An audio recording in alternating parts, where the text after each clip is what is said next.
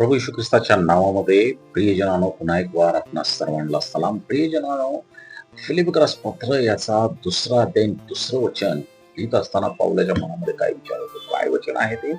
एकाच विचाराचे, एकाच प्रीतीचे आणि एक चित्त व एकमेकाचे होऊन माझा आनंद पूर्ण करा. पाऊलाला कशामध्ये आनंद आहे? जर फिलिप्पिकराची लोक किंवा मंडळी किंवा सर्व देवाचे लोक एक चित्ताचे, एक विचाराचे आणि एका प्रीतीचे, एकमेकाचे ओझे वाहणारे जर असतील तर त्यामध्ये मला आनंद आहे असं म्हणण्याला आहे.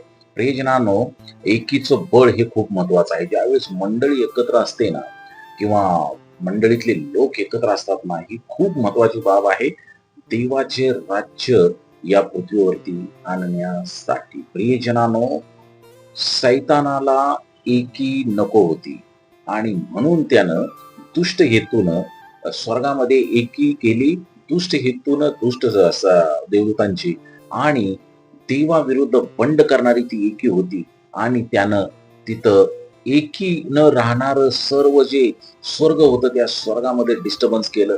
त्या स्वर्गाला पूर्णपणे वाईट परिस्थिती निर्माण केली, गोंधळ निर्माण केला आणि अनेक देवदूतांना देवाच्या विरुद्ध केलं आणि देवाविरुद्ध झगडा केला, बंड केला आणि देवानं त्यांना खाली टाकलं.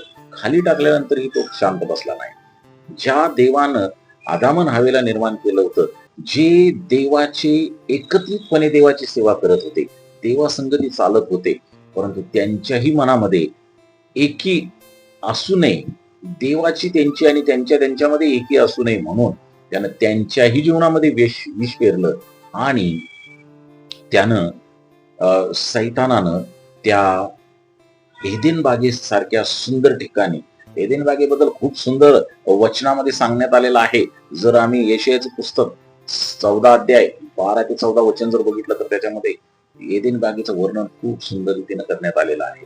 आणि उत्पत्तीच्या पुस्तकामध्ये सुद्धा आपण बघतोच की प्रियजनांनो, या सुंदर ठिकाणी सुद्धा एकी राहू नये यासाठी, एकत्रितपणा राहू नये यासाठी सैतानानं कार्य केलं आणि त्यांनी देखील देवाशी असलेली एकी तोडून टाकली, बंड केलं.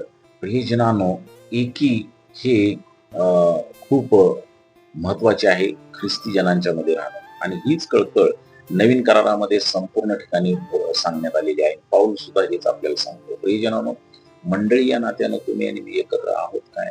का आमच्यामध्ये त्रुटी आहेत, वैचारिक, मानसिक, कोणत्याही प्रकारची फूट नाही. देव बाप तुम्हाला आशीर्वाद देव.